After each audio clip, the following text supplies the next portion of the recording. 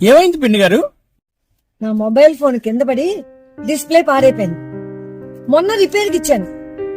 నిన్న వాడు డిస్ప్లే బాగు చేసి ఇచ్చాడు. చూస్తే 24 గంటలు అవ్వలేదు, మళ్ళీ డిస్ప్లే ప్రాబ్లము. పిన్ని గారు, మొబైల్ షాప్ వాడు ఎంత తీసుకున్నాడు? కాస్ట్లీ ఫోన్ కదా, కొత్త డిస్ప్లేకి కొంచెం ఎక్కువగానే తీసుకున్నాడు. మరి షాప్ వాడిని కాంటాక్ట్ చేయలేదా? విషయం చెబుదామని ఫోన్ చేస్తుంటే వాడు లిఫ్ట్ చేయడం లేదు. అందుకే డైరెక్ట్ గా వెళ్దాం అనుకున్నా. కాస్త నువ్వు వచ్చి అడగరాదు? సరే, వాడి నెంబర్ నాకు ఇవ్వండి, నేను మాట్లాడతాను.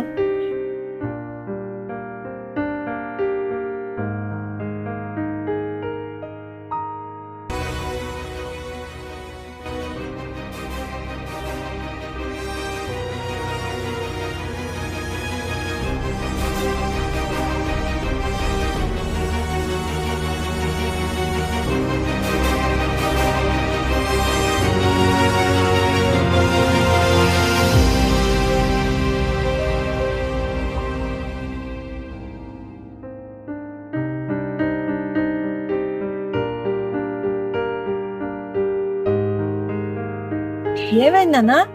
షాప్ వాడు ఏమన్నాడు? వాడి బుద్ధ చెట్టు బాగా గట్టిగా చెప్పినట్టున్నావు. మీరు వాడి షాప్కే రాలేదట. తను ఏ ఫోన్కి డిస్ప్లే వేయలేదని చెప్తున్నాడు. అలా చెప్పాడా? అలాగే చెప్పాడు.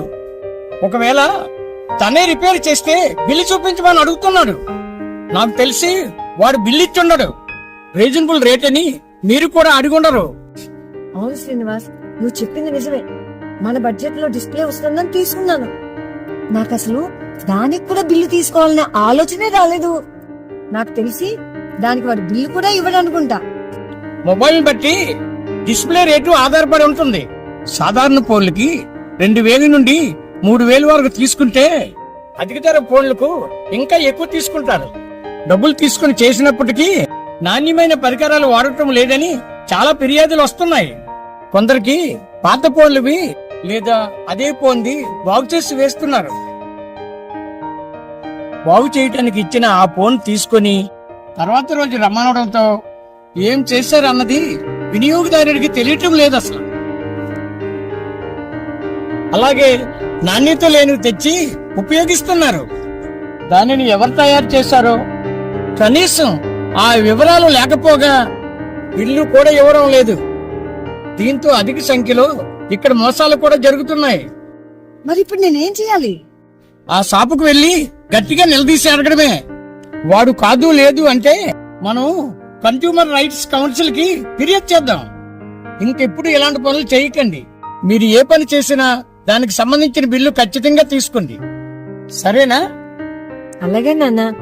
ముందు ఆ షాపు వాడి సంగతి ఏంటో చూద్దాం, పదండి.